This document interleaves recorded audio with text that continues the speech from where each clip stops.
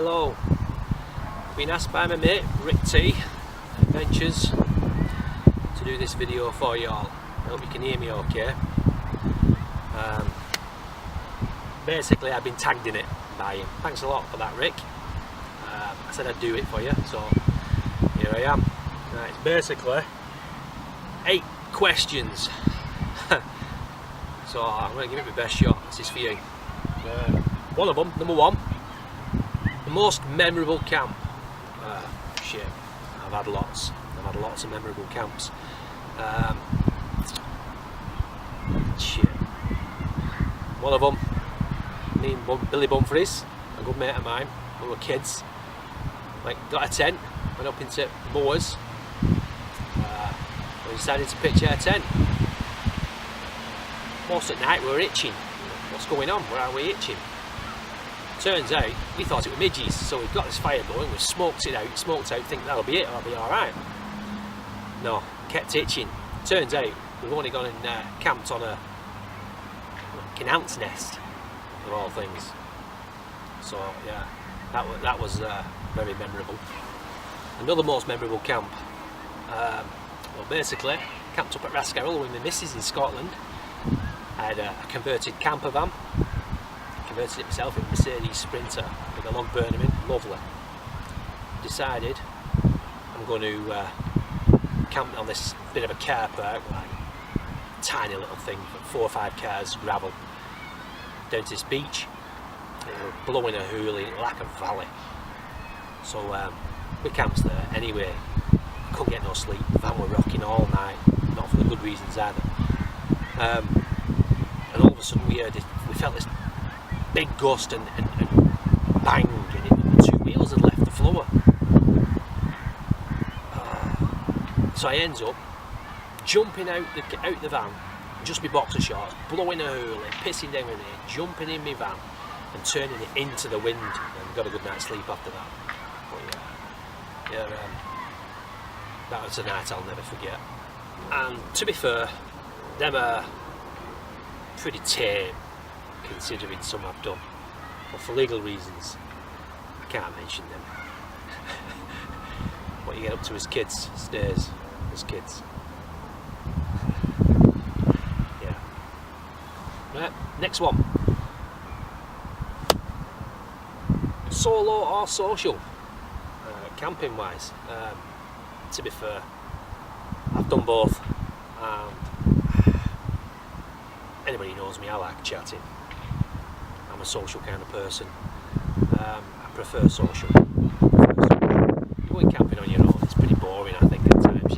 It's peace and quiet, I suppose, but after a bit, start talking to yourself. Nah, you may as well just be at home with your missus or something, aren't you? Oh, yeah, that's it's social for me. Number 2, social. Number 3, favourite knife.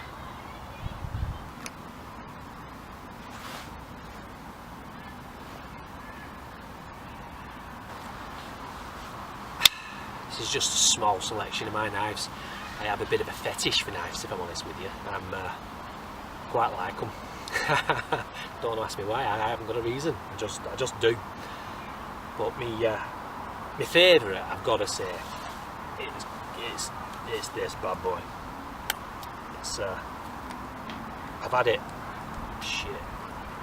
over 30 years now, and it's a beast. Camera can pick that up. It's a nice weighty stainless steel knife, sharp. I could chop a tree down with it if I wanted to do. It's a pretty cool knife, mainly for show really. If I'm going doing anything proper cutting wise, I don't really take it with me, mainly for show. So there you go. Bit of fun. I have another one. I've done some carving with this one. Again, it sits in the iron nice, it's a nice weight to it, nice case. Very, very sharp, like all my knives, very, very sharp. But yeah, a bit uncomfy when you're carving. And so, not really my favourite knife. That last one was my favourite knife. I've got to say, well, it's not the one I'd use all the time though, like I said. I have another little knife here.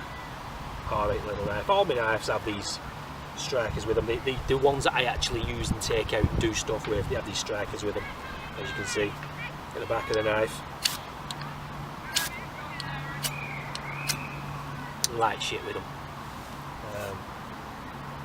Bit of birch bark, whatever you've got, and lighter with them. It's like a lighter. You've not got a lighter, and it sits on the knife itself. The knife itself. I've taken this out and done some carving with it. It's a bit laborious, a bit hard. It's not. You can't get a real good edge on it. It's not really that sharp. But you have used it. Then I've got a Mora Robust in a nice leather case. Again, I use this quite a lot. It's a nice, comfortable knife in the hand. Very sharp again. A robust blade on it. That's why it's called the Mora Robust. Again, it has one of these strikers on the side. So I can, it's a little mini survival kit. If you've got this, you've got it. It molds anything. Again, survival knife. Throws a spark. Lights a fire with it. But they say 2 is 1, 1 is none. So I've got the knife. Got the knife to cut things. Got the striker. And I also carry on it a lighter. I don't know if you can see that. Keep a lighter to the side. The reason I've wrapped it on it in a tube, because that's a good tinder. You can light that with a lighter, get it going. It's like a fire lighter, burns for ages, keeps your fire going. I carry that with me if I go out bushcrafting, or even in van. In fact, this actually lives in the van. Lives there in that little pouch. It is behind the chair. It stays in the van, that one. I have another Mora. Again, it's a long time. This is the sharpest knife I've got. Very sharp. Shittest looking, shitty plastic sheet. Again, it has the striker. Keep the striker, light a fire anywhere. Got the right tinder. And this is very sharp. Carbon, full carbon blade. Very comfy in the hand. If you're doing any carving, this is the man. This is the one I like. So I'd say either that last one and this one, they're the ones I use the most. Again, I do like my Moras. Another Mora, again, very sharp, full carbon, proper carbon blade on it. And then, don't ask me where I got this from. You can see it. You see that? Daft face on it. Crap. Blade flexes, just a fancy knife. But I keep it around because I like knives. And how mad's that? Got a mad face on it. There you go. I'm a bit weird. And then if you're really into your camping and crap, there's a knife here. This is very sharp. Has its own little pouch. There's your knife. Do what you want, cooking, cutting, whatever you do, whatever you're doing. But this one also has, what I do. This one also has a little fork you can eat your dinner with. But in the end there, happy days, eat dinner, fork away, nice and body. The other side has a spoon. Happy days, eat your dinner. Yeah, I like that. It just goes in that little package there, velcro over, and it has a little thing that you can sit it on your belt. The handy little bit of piece of kit. But yeah, my favourite knife and the most used knife. Favourite knife and the most used knife. I've got to say, that's my favourite knife, this bad boy. That's my favourite. Shock factor. Come at somebody with that. Yeah, that's my favourite. I've just had it years and years, but over 30 years now. Got it in my late teens, I think. Beautiful knife. That's my favourite, but it's not one I use. If I'm going out anywhere, I take a Mora. You can't beat them. You can bash them, you can hit them, and they're cheap to replace. Peanuts to replace. Carve anything with them, cut anything with them, sharp as blades, really sharp as razor blades. Yeah, there you go. So I'd say they're the knives I'd use. So obviously that's my favourite. Let's have a look. Number 4, where did I learn my bushcraft skills? I've always been into. Used to run away from home as a kid, sleep in forest just behind me, not far from behind me actually. Where did I learn my bushcraft skills? There's a book here. The SCS Survival Handbook. Oh, you can see it, it picks it, camera picks it up, I don't know. John Lofty Wiseman. What a guy. But yeah, you can never get hold of that. That's everything. Can't really see it on this one, can you? Yeah, they do pocket versions. Joyce book is that good. Knots, stars, shows you stars alignments, everything. Plants, wild edibles, mushrooms, all sorts of stuff. That pretty much has taught me a hell of a lot. But I've always been into it, lighting fires. I can light a fire anywhere. Pissing down rain or anything, I've always had that knack. Bit of an arsonist, I think. I can light a fire anywhere. But that's taught me most bushcrafty stuff, you know, and that book. And then you've got the other ones by Mors Konchansky. Yeah, here he is. Mors Konchansky. You think I can talk? This guy can talk a glass eye to sleep, seriously. He can talk the glass eye in the glass eye asleep. But he knows his shit. He knows his stuff. What a guy. Yeah. Well, you can see it's upside down. Flick through it that way for you. Super. It's got everything in it. I learned a lot of these stuff through that, but again, these days, I mean, CDs, DVDs, you get them all. YouTube's brilliant these days for learning stuff like this. But I learned a lot from a guy. He's dead now. Ron Hood, he's called. And he had a series called Hood's Woods. If you can search for him on YouTube and have a look at them, that guy knocks the spots off anything Ramiers or Bear Grylls. And he had his own little channel, his own little DVDs. He sold them himself.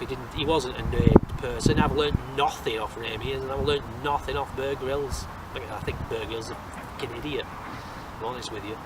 Ramiers likes to send him his own voice, a bit like me really. But yeah, that's where I learned my bushcraft skills, just growing up as a kid, having to do it, running away from home, starving, mainly semi-urban. I've eaten things, yeah. Back at Coaching House, bins at back of there, starving. They used to throw it out at back of a restaurant.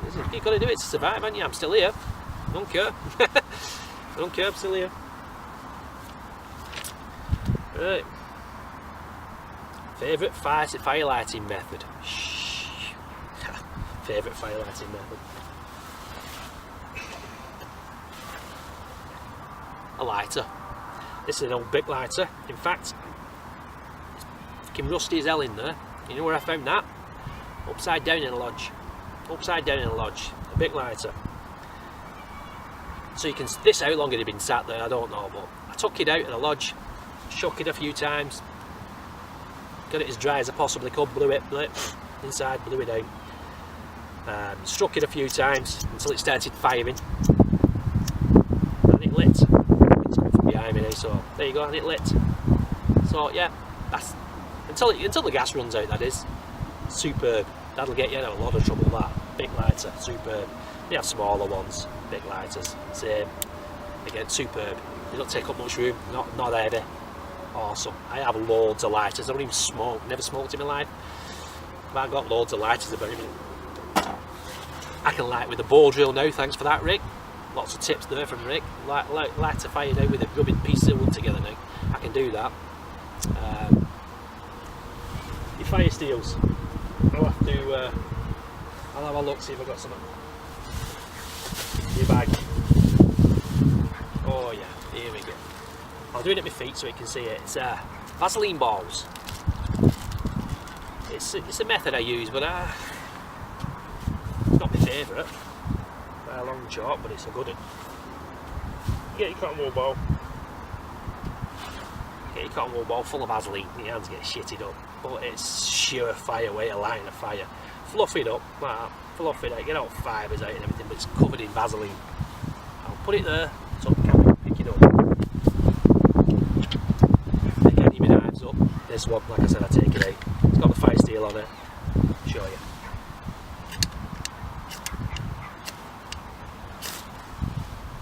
Third time, because I'm a dickhead. There you go, it's lit. On top of that, get a bit of wood. bit of shavings.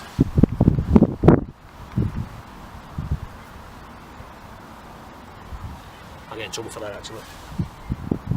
The dog walkers will be past shortly, bollocking me. But there you go, get yourself a fire going. Bit of in a tube. Boom. Stay lit for a while that. Get a fire going most places. But there you go, you got your fire going. The wood's lit, the inner tube's lit, you got your fire going. Just 3 strikes. First strike was totally crap. Second strike missed it, third strike hit, and it lit. First time it took it.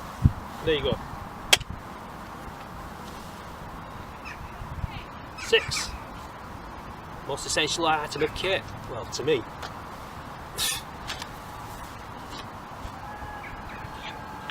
It's a knife. With a knife you can get pretty much anything done. You know? Anything you want done. It's cooks your meat, kills your stuff, anything. Cutting blade. Most essential item of kit. Knife.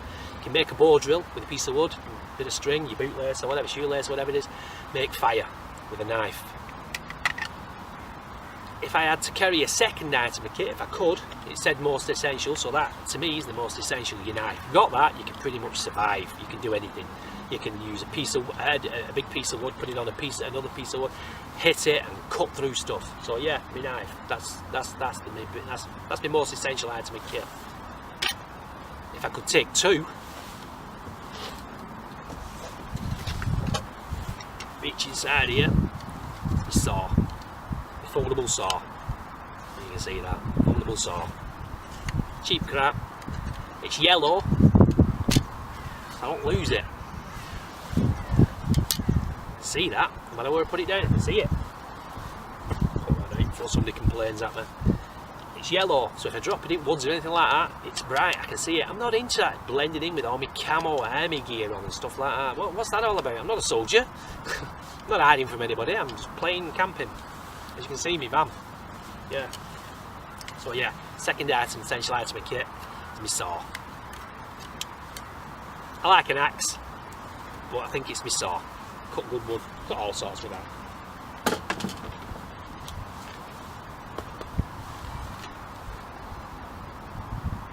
Seven, stoves. Wood, gas, spirit.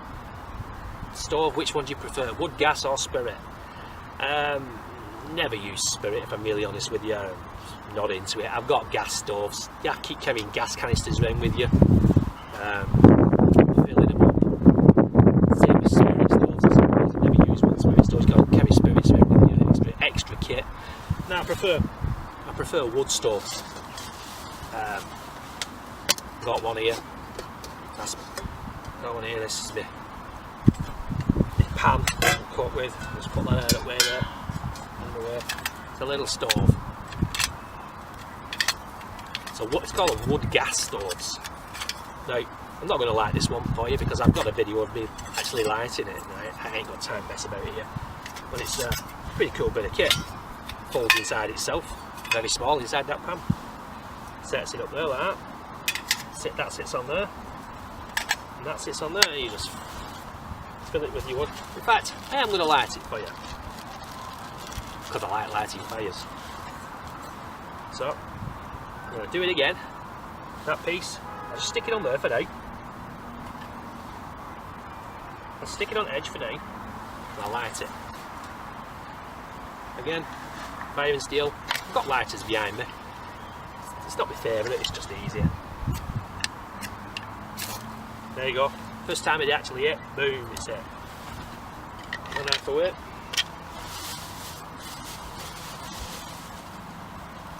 Get a bit of crap, put it in. Now all this is crap. When I've been carving, shavings.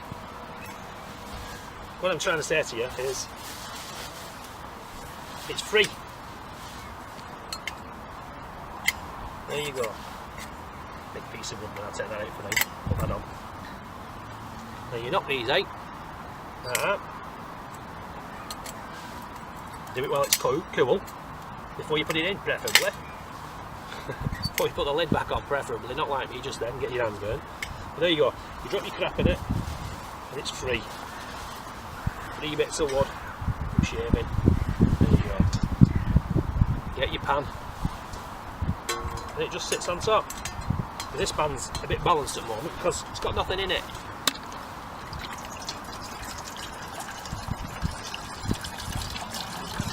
Put your food in it and it stays alright. So yeah, wood stove, carry it with you anywhere, and there's wood everywhere, you know what I mean? Got your knife, make some shavings, get it going, bigger pieces, put it on. It's free, it costs you nothing. You're not carrying gas around with you, you're not leaving gas bottles everywhere, you don't have to search for gas bottles. So you've got yourself a nice stove there. It's smoking a bit now at the moment, but when it actually warms up, it actually starts to fire jets in the fact because it's wood gas, it burns its own smoke. Superb. Give that a few minutes and that's the job, it'll be done. And before you know it, boiling water for free. That's my little 2 pennies worth anyway. A few bits of wood. I'm not gonna make a brew right now. That's it, that's done. Just demonstration purposes. I like wood. So as you know, I like wood stoves. Fitted one in my van.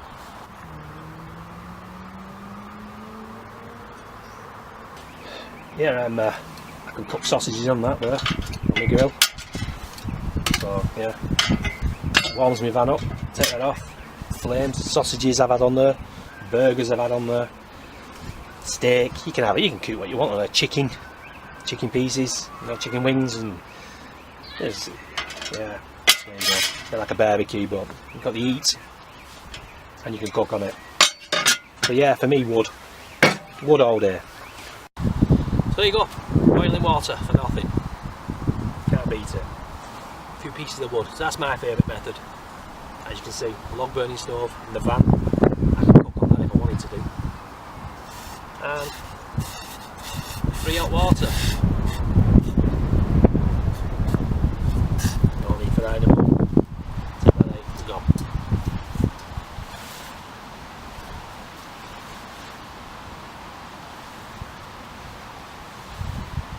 As you can see, lovely little jets all around the outside. It's burning its own smoke. Got a wood gas stove. It burns its own gas smoke as it gets up to temperature. That's what it does. After you've made the initial outlay of the stove, fuel's nothing, costs is nothing. Bits and pieces like that. Burn for ages on that. There you go.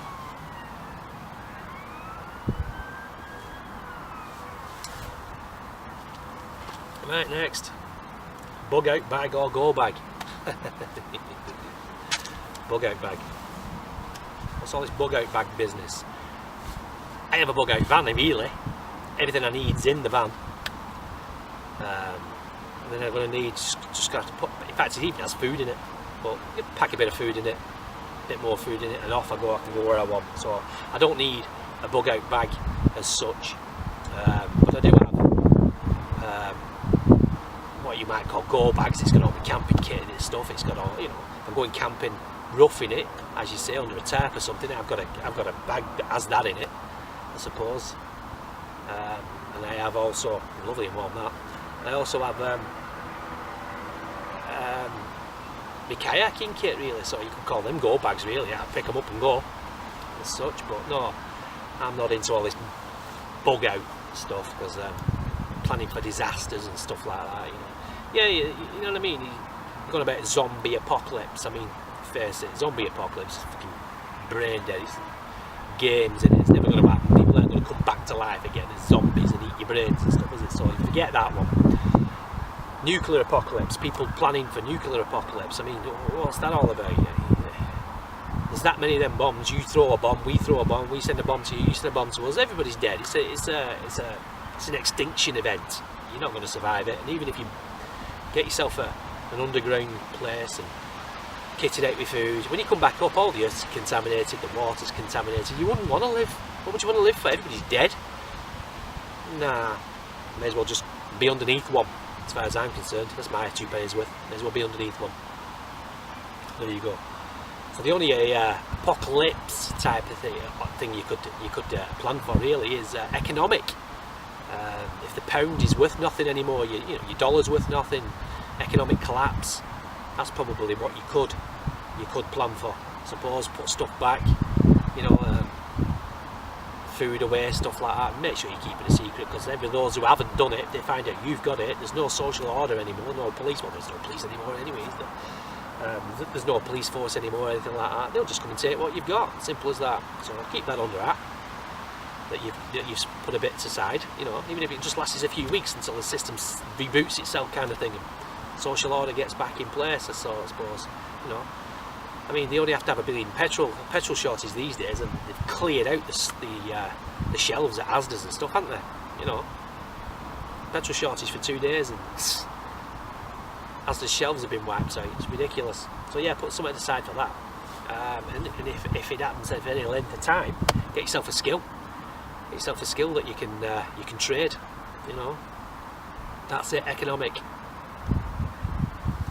Bug out? Nah, not for me.